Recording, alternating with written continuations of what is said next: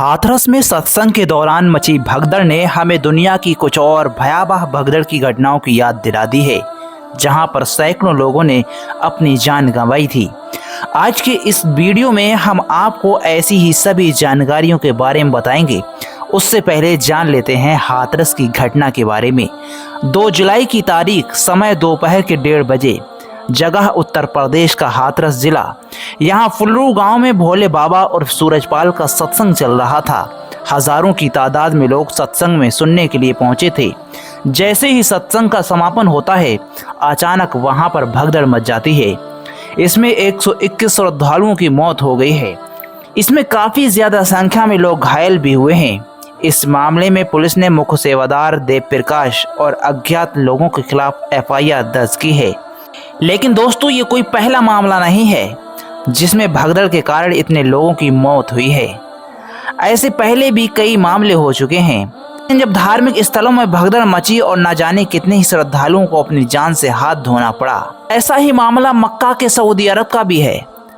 यहाँ पर 1990 में मक्का के पास अल मुअस्सिम सुरंग में हज यात्रा के दौरान भगदड़ मच गई थी, जिसमें मीडिया रिपोर्ट्स के अनुसार 1426 तीर्थयात्रियों की कुचलकर मौत हो गई थी।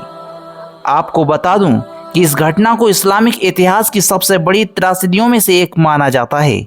जानकारी के अनुसार सुरंग में अचानक भीड़ बढ़ने के कारण यह हादसा हुआ था, जिससे हजारों लोगों की जान चली गई थी।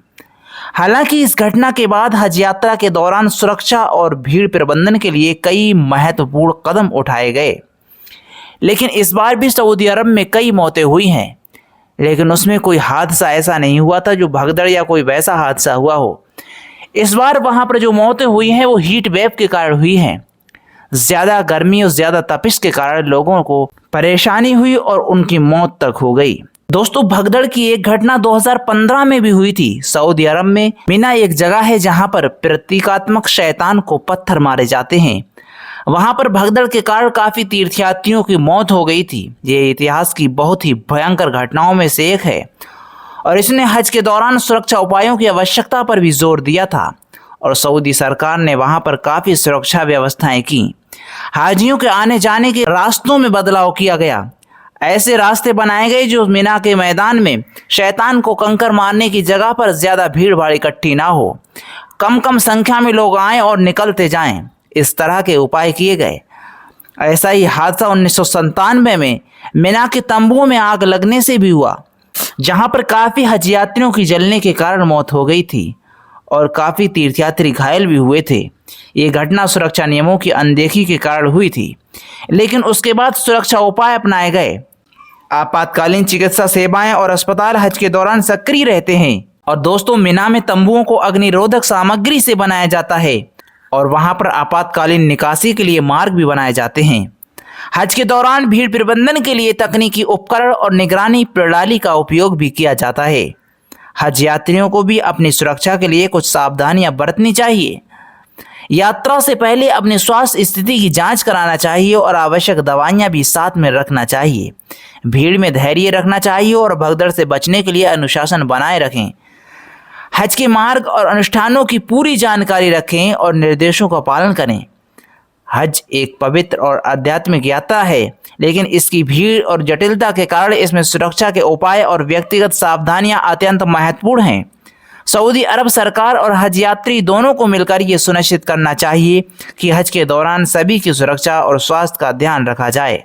जो लोग इस वीडियो को देख रहे हैं उनको ये सलाह दी जाती है कि किसी भी आपातकालीन स्थिति में शांत और संयमित रहना सबसे महत्वपूर्ण है। घबराएं नहीं और दूसरों को भी शांत रहने के लिए कहें। यदि आप किसी भीड़ वाले स्थान पर हैं तो अपने आसपास के लोगों पर ध्यान दें और अधिक भीड़भाड़ वाले क्षेत्रों से बचने का प्रयास करें। यदि संभव हो तो भीड़ के किनारे या निकासी मार्ग के पास खड़े रहें। कार्यक्रम स्थल पर प्रवेश करते ही आपातकालीन निकासी मार्ग और सुरक्षा संकेतों की जानकारी लें। निकासी मार्गों को याद रखें और आपातकालीन स्थिति में उसी दिशा में जाएं। भीड़ में चलने के दौरान अपने हाथों को छाती के पास रखें ताकि आप अपना संतुलन बनाए रख सकें और दबाव को कम कर सकें। यदि आप गिर जाएं तो जल्दी से उठने की कोशिश करें। यदि उठना संभव नहीं हो तो बॉल की स्थिति में रहें और सिर को बचाने का प्रयास करें। आपातकालीन स्थिति में मदद के लिए सुरक्षा कर्मियों और वॉलंटियर्स की ओर देखें। भगदड़ में फंसने पर धक्का मुक्की ना करें और धैर्यपूर्वक बाहर निकलने का प्रयास करें। कार्यक्रम की योजना बनाते समय भीड़ प्रबंधन पर विशेष ध्यान दें। आयोजन स्थल की क्षमता के अनुसार ही लोगों को प्रवेश की अनुमति दें। प्रशिक्षित सुरक्षा कर्मियों और वॉलंटियर्स की तैनाती करें।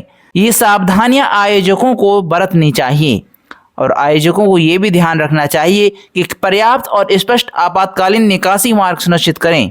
निकासी मार्गों की दिशा में स्पष्ट सुरक्षा संकेत और मार्गदर्शक बोर्ड लगाएं।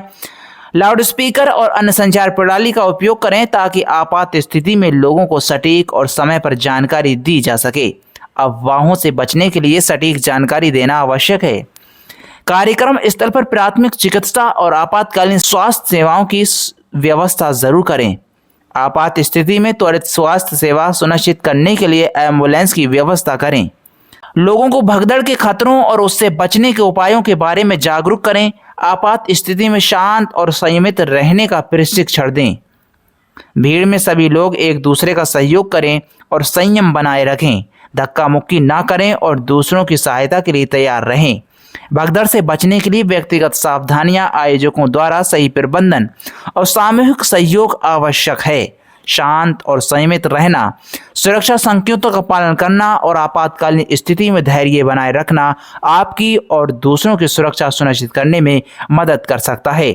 उचित तैयारी और जागरूकता के साथ भगदड़ जैसी घटनाओं से बचा जा सकता है और सुरक्षित माहौल सुनिश्चित किया जा सकता है। उम्मीद करता हूं आप इस वीडियो को ज़्यादा से ज़्यादा शेयर भी करेंगे, जिससे कि अच्छी जानकारी सभी तक पहुंच जाए। और दोस्तों, आप इन जानकारियों का ज़रूर पालन करेंगे।